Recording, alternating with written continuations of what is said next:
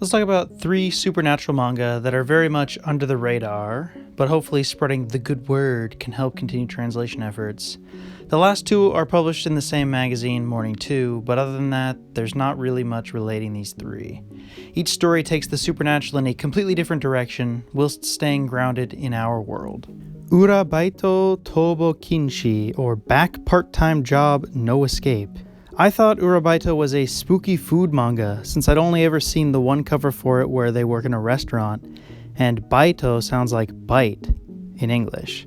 But Baito is derived from a German word for work, and that's the meaning used here. Ura Baito is a manga that is critically acclaimed, 5th in the 2021 web manga section of the Next Manga Award in Japan, but it's nigh unknown in English. 39 members or so on Mal is pretty abysmal.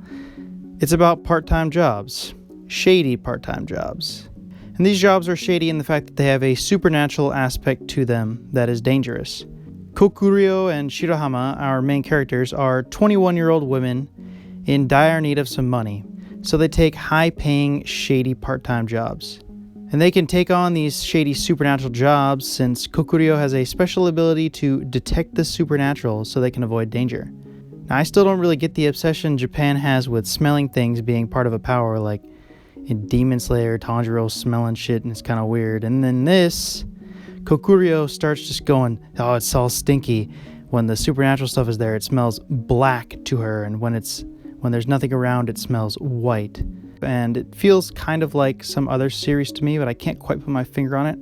I think it may be Do Not Say Mystery, because it's telling relatively self-contained episodic stories within a couple chapters that are kind of like mini mysteries. But in the case of Ura Baito, they end with kind of open-ended creepy stuff. They aren't solved as in they, get rid of the supernatural phenomena necessarily, but they're resolved because they find out what the supernatural phenomena exactly is, and then they get out and get their money. At the end of the first chapter, we see the owner of the bed and breakfast they worked at become one with the forest by phasing into a tree. So that's what kind of resolution we get to these mysteries. And lastly, I don't understand how much fucking money they really need, because they make bank on these jobs, like $30,000 a week on this at times. It's not up to date in English anywhere I can find, but it was getting uploaded at goddamn light speed. We had 12 chapters in 12 days starting about 2 weeks ago. But it's clearly way behind. I think it's on volume 7 in Japan. It's clearly not as popular in English due to the lack of translation, but I think it may be one to look out for. Golden Gold is another supernatural manga which placed in some awards. Nominated for the 2017 Kono Manga ga Sugoi Manga Taiso Award for 2017, 18, and 19, and is currently serializing. This is about a middle schooler, Ruka, living with her grandma on the small island of Nejima in the Seita Inland Sea. And Ruka finds a figurine and takes it to the shrine for worship, and essentially gives it a throwaway wish/prayer along the lines of, I wish a larger otaku store than the one in Osaka will open up on our small island so the boy I like won't leave. But this figurine comes to life and is actually like a god, Fukunokami, or the god of fortune, and it takes that wish and runs with it. It's somehow manipulating people into coming to the island in order to boost tourism and the economy. So it's essentially getting the island the monetary means and status it would need to eventually get the bookstore of Ruka's wish, even though that should never exist on a small island like this. And it seems like it won't let anything get in its way. The people of the island don't see this thing the way we, the reader, and those who weren't born there, including Ruka, and an author who's staying at her grandma's house in order to see what a more isolated island is like for her book, see it as this creepy little doll thing. I wonder what it looks like to the people of the island, and it's weird that they both treat it as a normal person, but also venerate it just as one would a god, oftentimes. And her grandma can get pretty creepy since she's being influenced by this Fukunokami. And who knows if this will continue, because if this thing is not pure evil, it may follow Ruka's wishes to not possess her grandma anymore. It may follow Ruka's commands if it's not just following a contract like a demon, in which case it'll do whatever it needs or whatever it can to fulfill her wish, regardless of how she feels about it, and we're not entirely sure what the case is yet. But if that is the case, things are gonna get dark. Overall, I think it reminds me a bit of Uzumaki, especially in how the town is being possessed by this unknown force. And it's a similar small island creepiness and isolation feel of something like Summertime Rendering, but it's not as isolated an island, I don't think. But same type of, there's most people living on the island are from there and they don't get a ton of visitors type thing. I mean, Ruka's grandma runs the only inn, and they hadn't had a guest in 10 years when that author showed up. Most recent chapter 18 came out not too long ago, earlier this month, but there's 9 volumes in Japan, so it's definitely behind. Hiraeth wa Tabiji no Hate, or Hiraeth, the End of the Journey, is a story that deals with ideas of death, loss, grief, mortality, the meaning of life, and memories and legacy. Hiraeth is a Welsh word for homesickness or nostalgia, an earnest longing or desire, or a sense of regret. I'm ripping that straight from where I read this.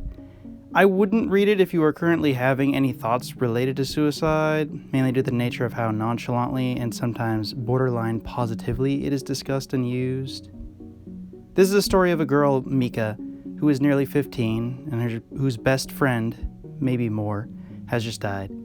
Now Mika is going to kill herself in order to be with her once more, and this gives me similar vibes to the beginnings of both Aono-kun and Suicide Girl.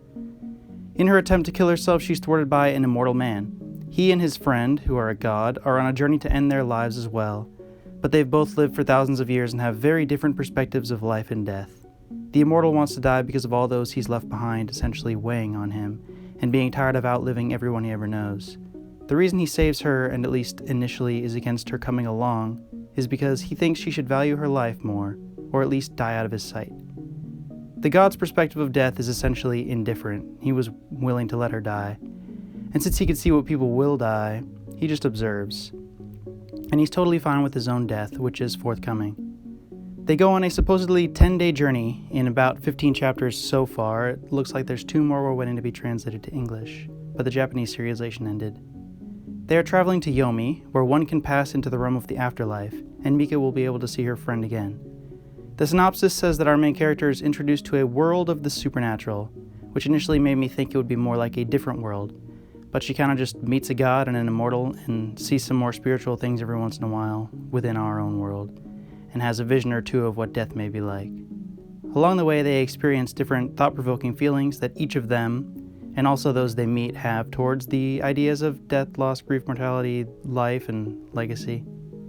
Its emotions feel extremely real, if maybe a bit over the top at times, so when there's a positive feeling payoff, it definitely feels well earned. It reminded me a lot of I Had That Same Dream Again by Sumi no Yoru in the ways it deals with what is happiness and meaning in your life, and how the death of one can affect others.